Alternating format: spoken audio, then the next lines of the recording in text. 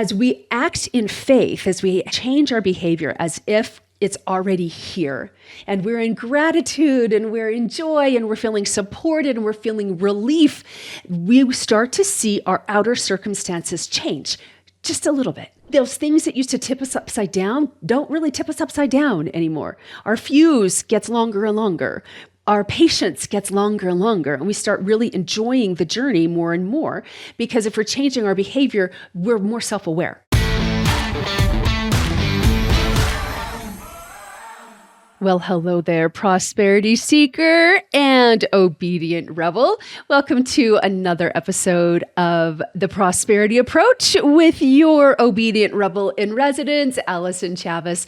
I'm always so thankful that you're here spending time with me today. If you're wondering what the obedient rebel is all about, for the last decade or more, I've been working primarily with women and mindset and success coaching and all of these different things. And I realized that, man, in order to create the life we want and create the love of the journey as we go and not hate the journey so much and just want the destination, we've got to be obedient to specific things and really rebel against other things. And so I have focused on working with professional women who, despite crushing it in business and having all of that worldly success, still feel lost, chaotic, and secretly inadequate.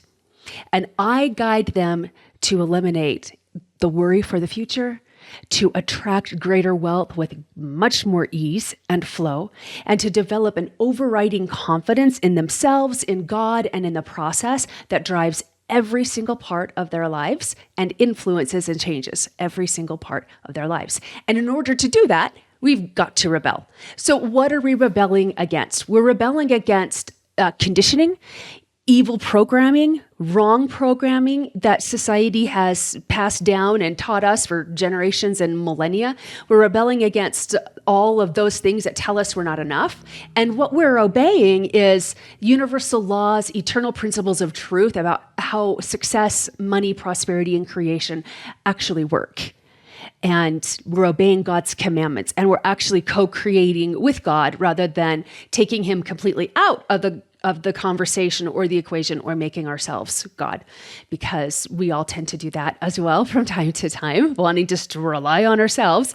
And we cut him out, and gosh, he's the most powerful being in the multiverse, and God is present in every moment of our lives. Isn't that amazing? He is present in every moment of our lives, but we are not. Now, as we are creating the life and the experiences that we desire, and my friends, my sisters, my brothers, creating the life that we desire and the experience we desire does not mean that we won't ever have heartbreak. It doesn't mean that we won't ever have challenges again. It doesn't mean that we won't ever cry again or have fear or anxiety or worry again. We're just going to put that to a minimum. It allows us to navigate through challenges with grace, with ease, with speed, and be able to stay connected to our dreams, stay connected to our goals, in spite of the evidence around us that's saying it's never going to happen. Which leads me into today's topic. We have been given a lot of tools, actually, to be able to create the life that we desire. I mean, everything is energy. We've got to match our frequency to the frequency of the reality we want, and that's how we get that reality. That's what Einstein said. He said, there can be no other way. This is not philosophy. This is physics. So when we can stop trying to be the good boy or stop trying to be the good girl and use the laws the way that they are designed to be used, then our lives are blessed and everybody else's lives are blessed as well. And that's how the laws work to your advantage. But there's laws and there's tools. And I want to talk about some tools, because the most powerful tools that we have been given, society mocks, dismisses. We've been taught to dismiss it, to discount it, to try to justify it. And I'm talking about, the inner work that creates our outer world. Now, I know this is not your first rodeo, and you've probably been practicing mindfulness for a long time and working on mindset and all of those things. But we can know it and still not have it. And we can know it and have it and then lose it and get it again. And so I wanted to talk really about faith. That is one of the biggest tools that we have to create the reality we want or change the reality we want. And nobody knows how to use faith. We don't understand it. The scriptures feel very cryptic in what faith is. Faith is the assurance of things hoped for, the evidence of things unseen. Like, what does that even mean? Now, years and years ago, like a decade and a half ago, I heard it described that faith is truth spoken in advance. And I really liked that. And I learned that from Leslie Householder. I'm not sure if she's came up with that quote, but she was the one who said to me that faith is truth spoken in advance. So that made it easier for me to wrap my arms around.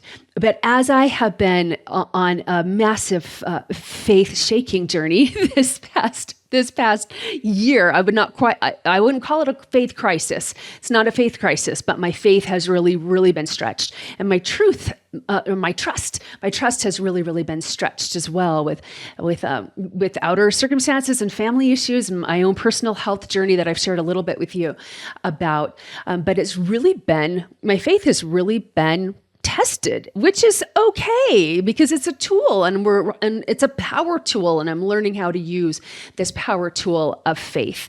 So I stumbled across a podcast. Well, I didn't stumble across it. I've been watching it for a long time, listening to it for a long time. It's called Follow Him by Hank Smith and John By the Way. Fantastic, scriptural based. They go through all of the different books of scripture. It is Latter-day Saint, Church of Jesus Christ of Latter-day Saint based, but man, they have some just amazing insights in there. And one of the guests that they had on, and I can't remember his name, and I'm sorry, Dr. Owen something or other. Anyway, I should probably check that out. Hang on, I'm going to check that out. And I always want to give credit where credit is due. So they had a guest on, Dr. Doug Benson, and he's got like a PhD in psychology. He's got all of these master's degrees, and he's studied psychology his entire life. And they were talking about faith from a psychology aspect. And I really loved that angle that can make faith a tool that we can actually work with and be confident in how we're working with it. Faith is truth spoken in advance. So then it's like, okay, then I live in peace, and then I have to pretend that I live in peace, even though inside I'm just a tangled mess of emotions, or it's fine, I'm fine, everything's fine, or I'm rich. It's easy to pay all my bills. I know that's a thing that so many of us are going through right now. So if faith is truth spoken in advance, but our body and our mind is telling us, no, that's just not true at all. I invite you to look at it from a psychological perspective. And Dr. Doug Benson said, faith is behavior. And just something inside me just clicked at a deeper level. Faith is behavior, and faith and hope go together. So, like hope is not a strategy. We've heard this before. Hope is not a strategy in business, but faith is behavior that's based on hope.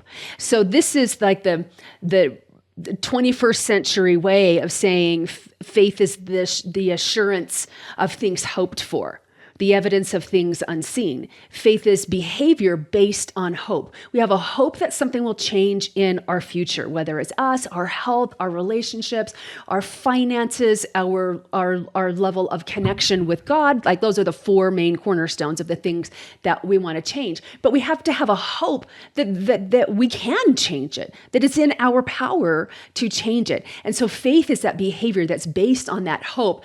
And a hope could be, I'd really love to take my family on a vacation this year. It doesn't have to be like this big, huge, I want a vacuum. I remember, oh man, when we were first married and we had no money and I wanted a Sharp vacuum. And it was like $400. And that was almost 30 years ago. $400 was a lot for a vacuum. It's a lot for a vacuum now too. But I really wanted that. And I had this hope and I had this desire within me to get this vacuum. But I had to change my behavior and stop spending money on things that didn't lead me to the vacuum and start saving my money up for the vacuum. See, faith is behavior that's based on hope. This is what Dr. Benson said. Now, when we act on faith, it increases our hope. And then our hope increases our faith. So isn't that amazing? It's cyclical. So it actually starts with hope. So hope is not a strategy, but hope is the foundation of the strategy. And faith is then the action part of the strategy. It's changing the behavior. It's refining the behavior as we go, because we've got that undergirding of hope that is leading us along the way. And it's, we can't see it yet. It's not here yet.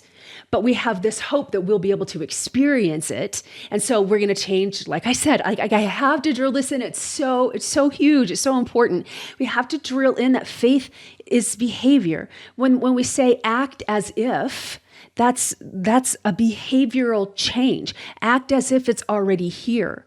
So if we felt wealthy and money was here and we were going to act as if it was already here, what's the faith? Like, what is the behavior that we would get into?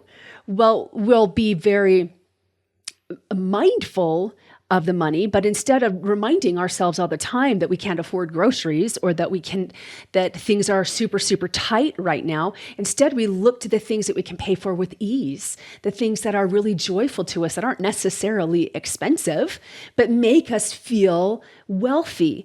If we're looking for that love, then we behave as if we are in love, and we've changed that behavior. We start loving ourselves first and foremost. Faith is behavior based on hope. And so they just spiral, they just feed off each other, this faith and this hope. Because here's what happens. Faith is the assurance of things hoped for, or the substance, the Bible calls it substance, the substance or assurance of things hoped for, the evidence of things unseen. And so as we act in faith, as we change our behavior as if it's already here, and we're in gratitude and we're in joy and we're feeling supported and we're feeling relief, we start to see our outer circumstances change just a little bit. Those things that used to tip us upside down don't really tip us upside down anymore. Our fuse gets longer and longer. Our patience gets longer and longer, and we start really enjoying the journey more and more, because if we're changing our behavior, we're more self-aware. We're also in the present more often. Remember at the beginning of the episode, I said, God is present in every moment. God is there in every moment. But sometimes we feel so alone because we're not in the moment. So if we can be more self-aware and what our behavior is, which is based off of our thoughts, which is based off our beliefs, it helps us to see, evidence is starting to change. Oh my goodness, evidence is starting to change. I'm feeling more and more hopeful for the future. Oh, I can take a deep breath. Oh, I had this amazing conversation with this person the other day, and it gave me so much hope. And it gave me she recommended a book to read. And that has just been the answer to my question. So you start getting and piling little pieces of evidence together. And then suddenly your circumstances have changed because you have changed. And that's how you get circumstances to change without trying to change the circumstances or the conditions. You change yourself. And I know I've done episodes on this before, but I have just felt this calling in me and this desire in me, we need the foundations. We need the foundations, and we need them so sure and so rock solid that when the waves of circumstance crash down on us, when the waves of life and challenge crash on us, and sometimes we feel like we're buried and we're drowning, we actually realize that underwater we have all the scuba gear things that we need, the scuba diving gear things that we need. We've got the oxygen tank, we've got the mask on, we know how to breathe. We're not going to panic. We don't need to panic anymore because we are led by hope, and we exercise faith, which is changing our behavior. Hope gives us, this is another thing that Dr. Benson said. He said, hope gives us something to have faith in, but you've got to do the work to get to the evidence.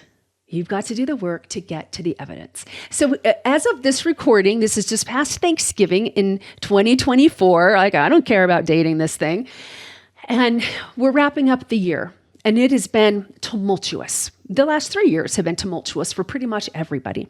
But hope gives us that oomph, something to have faith in, and then we get to work. And, this is the time of year where everybody's making goals and everybody's got their resolutions that we're looking at. But what I would invite you to do is still stay in 2024.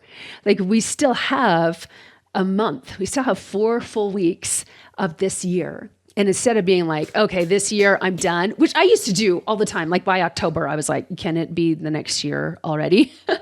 Because I didn't like the experience. It was hard for me to stay in the moment. But what I want to invite you to do is be self-aware and stay in the moment during this season and have faith, have hope. Think about what you would like to change in small ways and perhaps in big ways in 2025, and then start changing your behavior now, just in little ways. So everybody wants to lose weight. All right. And I get that. Everybody wants to lose weight. So this is a really, really easy example. But most of the time by Thanksgiving, we're like, oh, screw it. Forget it. I will start over at the new year.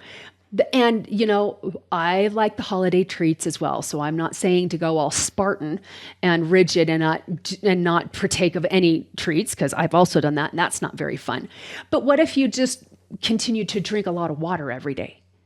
Or if you're not hydrated, you hydrate during the holidays with an extra glass of water every day. You're changing your behavior, and you're setting yourself up for greater success in 2025 for your body to release waste and release weight and release toxins and all of those things. And you still get to have the peppermint cheesecake delight, and you still get to have the extra fudgy chocolate, like whatever it is that you want to have, but just acting in faith, having that hope that things can be different and things can be better, because I promise that they can.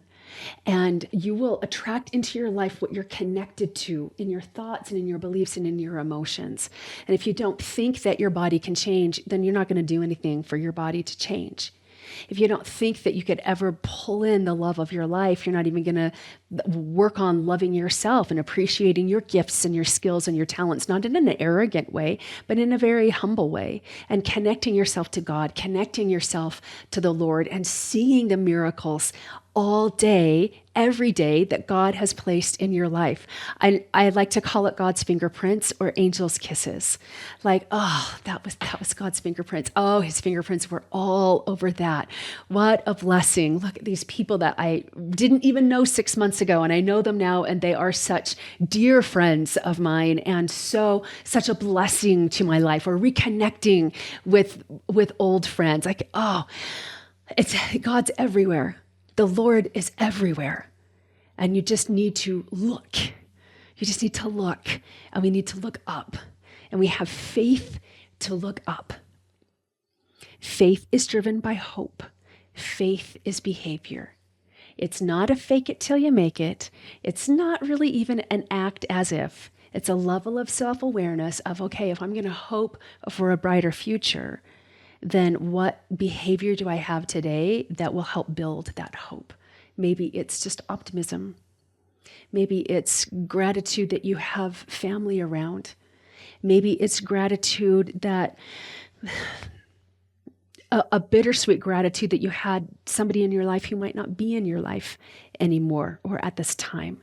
But they taught you so many beautiful, wonderful things about yourself and about love and about life and about boundaries and about all of these wonderful things. And really, really lean into everything is always working out for me. Only good can come of this. And if I knew I could not fail, what would my behavior be today? Because that's the power of hope, and that is the power of faith. And that is the power of rebelling against doubt and against pessimism and obeying the law of faith. Faith is one of the top 3 most powerful tools that God and the Lord have given us to change our lives and to come closer to them. I want to hear from you. Where do you feel like your faith might be a little weak? Where do you feel like your faith is really strong? If you are courageous enough, put it in the comments if you are watching this on YouTube, but shoot me an email, Allyson@AllysonChavez.com, and let's have a conversation about faith. Let's have a conversation about 2025. What are you looking forward to? What are you afraid of? Let's see how I can help. Let's see how I can help, because that's what I'm here to do, is to serve and to love and to remind you that you are enough, that God and the Lord absolutely adore you. And the sooner you will receive that, the faster they can bless you. And it's all about how you approach life, which is why I wrote the prosperity approach. So if you like this video, please feel free to share it with others. If you, that's the most important thing for me, that you share it with others. But if you like and subscribe, that absolutely helps as well. Rate us, give us a wonderful review if you're listening to this on any of the podcasting platforms. And until next time, remember, prosperity becomes you, especially when you're connected to Him. Bye-bye.